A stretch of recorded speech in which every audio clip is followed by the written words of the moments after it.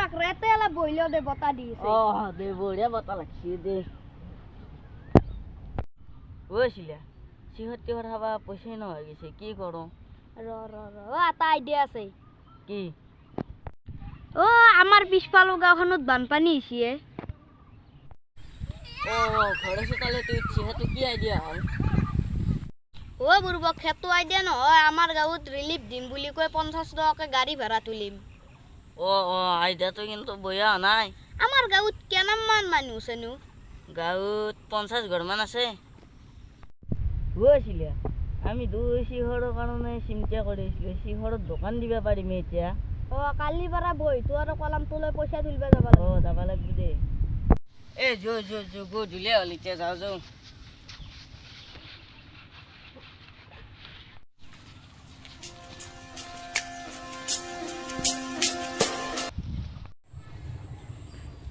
মাকৰাকে এটা ফোন মাৰো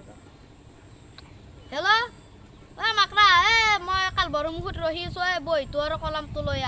পইচা তুলিব যাম দে দে মই যাই আছো দে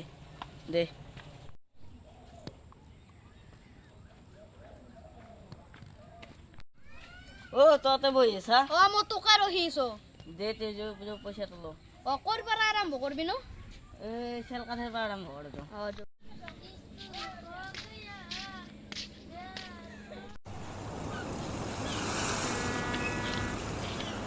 চেলকা বা আছে নাই ঘৰত চেলকা দেখিলি ভুডি জগোৱা দিম দে চেলকা ৰিলিফ আছিলে ৰঙিয়াক গেলি একেলগে আনিব পইচা নাই আমি ভাড়া তুলিছিলো 50 টকাকে মোক নালগে যা আলু দালি ডিমে তেল গোটা আইছি 50 টকা কি লাভ হব দে মই পইচা খান লো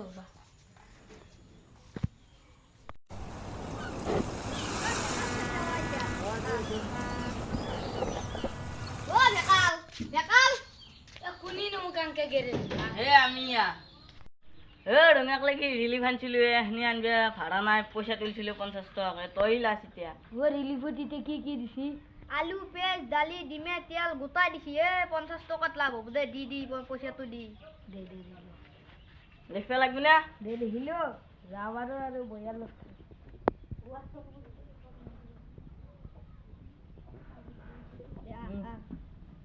যাতে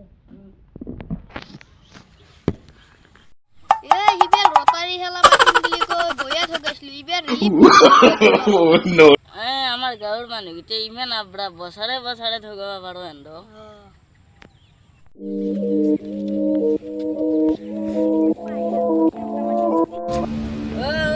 কি